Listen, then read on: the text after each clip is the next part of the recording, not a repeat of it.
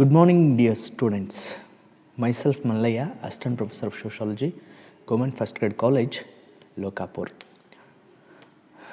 ನಾವಿಂದು ಜನಸಂಖ್ಯಾ ಬೆಳವಣಿಗೆಯ ಕಿರುಪರಿಚಯವನ್ನು ನೋಡ್ತಾ ಇದ್ದೀವಿ. ಅದರಲ್ಲಿ ಸೆಷನ್ 38 ರಾಣಿ ಚೆನ್ನಮ್ಮ ವಿಶ್ವವಿದ್ಯಾಲಯದ BA 5ನೇ ಸೆಮ್ ವಿದ್ಯಾರ್ಥಿಗಳಿಗೆ ಜನಸಂಖ್ಯಾಶಾಸ್ತ್ರ, ಸಾಮಾಜಿಕ ಜನಸಂಖ್ಯಾಶಾಸ್ತ್ರ ಕುರಿತಾದ ಸೆಷನ್ ನಂಬರ್ 38 ಅಧ್ಯಯನ trends of world population growth.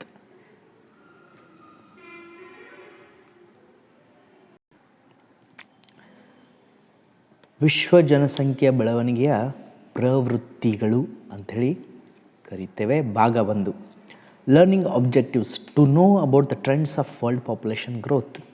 ವಿಶ್ವ ಜನಸಂಖ್ಯೆ ಯಾವ ರೀತಿ ಬೆಳೆಯಿತು, ಅದರ ಬೆಳವಣಿಗೆಯ ಪ್ರವೃತ್ತಿಗಳೇನು. Why concept of population growth is important.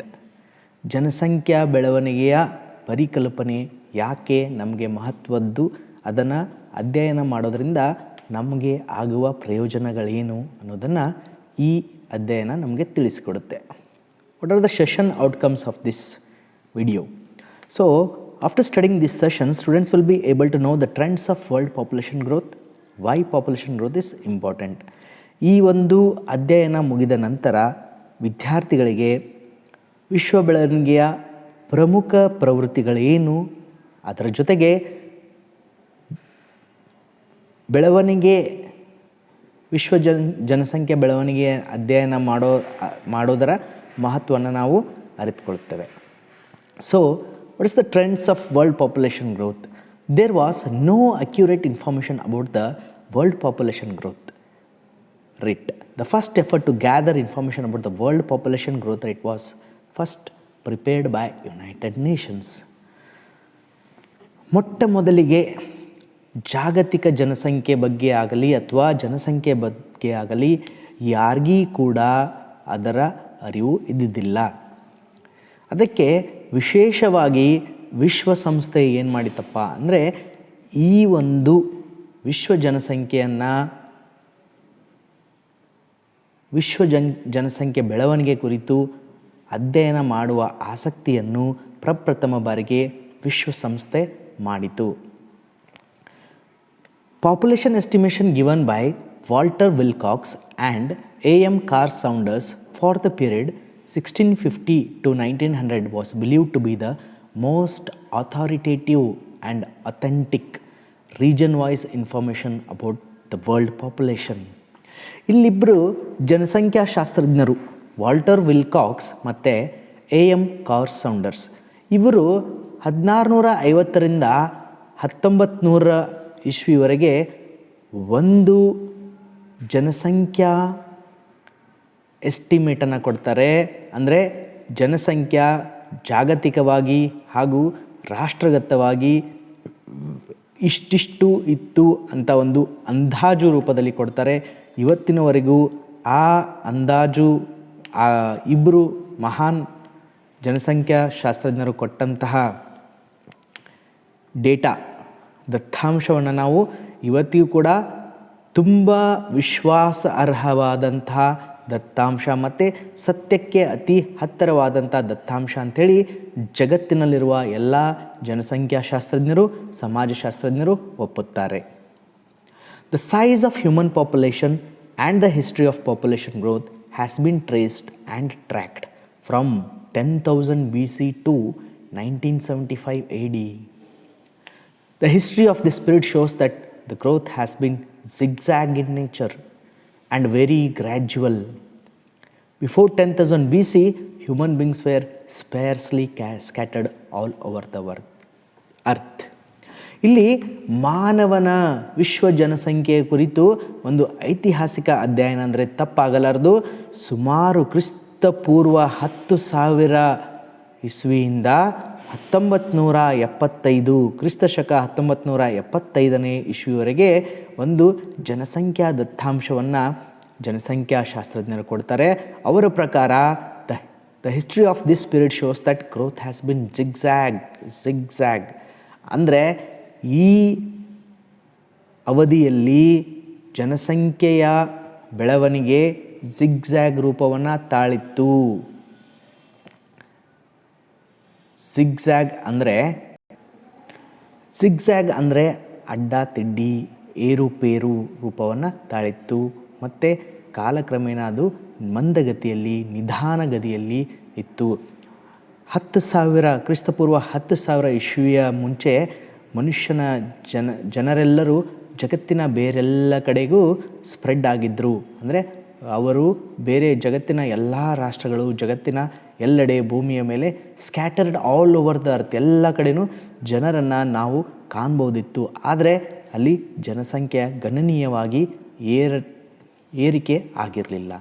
The size of human population was ರಫ್ಲಿ between 1 lakh to 10 lakh around 5000 BC. The population grew between 5 to 20 million. ನೋಡ್ರಿ, 5,000 ಕ್ರಿಸ್ತ ಪೂರ್ವ 5,000 ಇಸ್ವಿಯಲ್ಲಿ ಮನುಷ್ಯರ ಜನಸಂಖ್ಯೆ ಕೇವಲ 1 ಲಕ್ಷದಿಂದ 10 ಲಕ್ಷ ಇತ್ತು. ಅದೇ ಕಾಲಕ್ರಮೇಣ by 1300 AD the population grew up to 400 million. 1300 ಕ್ರಿಸ್ತ ಶಕ ಇಸ್ವಿಗೆ ಇದೇ ಜನಸಂಖ್ಯೆ ಏನಾಯ್ತಪ್ಪ ಅಂದರೆ 400 ಮಿಲಿಯನ್ ಜನಸಂಖ್ಯೆಯನ್ನು ನಾವು 1300ನೇ ಇಸ್ವಿಯಲ್ಲಿ ಕಾಣ್ತೇವೆ.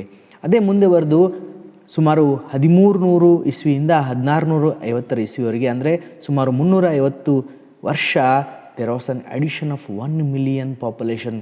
ಈ ಜನಸಂಖ್ಯೆಗೆ ಹೊಸದಾಗಿ 1 million ಜನಸಂಖ್ಯೆ ಕೂಡಿಕೊಳ್ಳುತ್ತೆ. From 1700 to 1750. ನೋಡ್ರಿ, ಇಲ್ಲಿ 50 ವರ್ಷ ಅನದರ್ ಮಿಲಿಯನ್ ವಾಸ್ ಆ್ಯಡೆಡ್. ಅಂದರೆ 1 million ಆ್ಯಡ್ ಆಗಲಿಕ್ಕೆ 1300 ಇಸ್ವಿಯಿಂದ 1650 ಇಸ್ವಿಗೆ, ಅಂದರೆ 350 ವರ್ಷ ತಗೊಂಡ್ರೆ, ಆದರೆ 1700 ಈಚೆಗೆ 50 ವರ್ಷಕ್ಕೆ 100 million ಪಾಪ್ಯುಲೇಷನ್ ಆ್ಯಡ್ ಆಗ್ತಾ ಹೋಗುತ್ತೆ. So from 1750 AD another 2 million were added to the population. ನೋಡ್ರಿ, ಜನಸಂಖ್ಯಾ ತೀವ್ರತೆ ಅಂತೇಳಿ ನಾವು ಕರಿತೀವಿ ಇದನ್ನು. 1750 ಕ್ರಿಸ್ತ ಶಕ 1750ರಿಂದ ಏನಾಗುತ್ತೆ, 2 million ಜನಸಂಖ್ಯೆಯನ್ನು ವಿಶ್ವ ಜನಸಂಖ್ಯೆಗೆ ಕೂಡಿಕೊಳ್ಳುತ್ತೆ. Hence the population growth rate was very slow up to 1650 AD. 1650ವರೆಗೂ ಕೂಡ ಜನಸಂಖ್ಯಾ ಬೆಳವಣಿಗೆ ಅನ್ನೋದು ತೀರ ಮಂದಗತಿಯಲ್ಲಿ ಇತ್ತಂದರೆ ತಪ್ಪಾಗಲಾರ್ದು. It grew rapidly after 1650 AD. ಅಂದರೆ ಅತಿ ವೇಗವಾಗಿ ಅದು 1650ರಿಂದ ಬೆಳಿಲಿಕ್ಕೆ ಪ್ರಾರಂಭ ಆಯಿತು. Thus in 20th century the world population increased rapidly. The average annual growth rate during the period of 1900 to 1950 was 0.8%. The annual growth rate during the period of 1950 to 1970 was 1.9%, and from 1970 to 1990 it grew up to 2.2%. ನೋಡ್ರಿ, 1650ನೇ ಇಸ್ವಿಯಿಂದ ಬೆಳೆಯತಕ್ಕಂಥ ಜನಸಂಖ್ಯೆ, ವಿಶ್ವ ಜನಸಂಖ್ಯೆ ಅತೀವವಾಗಿ ಮತ್ತೆ ಹೆಚ್ಚಾಗ್ತಾ ಹೋಯಿತು ಕಾಲ ಕಳೆದ ಹಾಗೆ. ಅದಕ್ಕೆ 20ನೇ ಶತಮಾನದಲ್ಲಿ ಅದು ಅತಿ ವೇಗದಲ್ಲಿ it's rapidly increase the average annual growth rate during this period. ಅಂದರೆ ಒಂದು ಸರಾಸರಿ ಬೆಳವಣಿಗೆ ಯಾವ ರೀತಿ ಇತ್ತಪ್ಪ ಅಂದರೆ 1900ರಿಂದ 1950ನೇ ಇಸ್ವಿವರೆಗೆ ಕೇವಲ 0.8% ಬೆಳವಣಿಗೆ ಆಗಿದ್ದರೆ 1950ರಿಂದ 1970ರವರೆಗೆ 1.9% ಬೆಳವಣಿಗೆ ಆಯಿತು. ಮುಂದೆ 1970ರಿಂದ 1990ಕ್ಕೆ ಅದು 2.2% ಬೆಳವಣಿಗೆ ಹೊಂದುತ್ತೆ. ಸೊ ಇಲ್ಲಿ ಜನಸಂಖ್ಯಾ ಬೆಳವಣಿಗೆ ಏನೂ ಗೊತ್ತಿಲ್ಲದಂಥ ಜನಸಂಖ್ಯೆಯನ್ನು ನಾವು ವಾಲ್ಟರ್ ವಿಲ್ಕಾಕ್ಸ್ ಮತ್ತು ಸೌಂಡರ್ಸ್ ಅವರ ಸಹಾಯದಿಂದ ಅನ್ವೇಷಣೆ ಮಾಡ್ತೀವಿ. ಅವರ ಒಂದು ಅಂದಾಜಿನ ಪ್ರಕಾರ ಏನಪ್ಪ ಅಂದರೆ ಜನಸಂಖ್ಯೆ 1650ಕ್ಕಿಂತ ಹಿಂದೆ ತೀವ್ರ ಮಂದಗತಿಯಲ್ಲಿದ್ದಂಥದ್ದು 1650ರಿಂದ ಈಚೆ ತೀರ ವೇಗವಾಗಿ ಜನಸಂಖ್ಯಾ ಬೆಳವಣಿಗೆ ಆಗ್ತಾ ಬಂತು.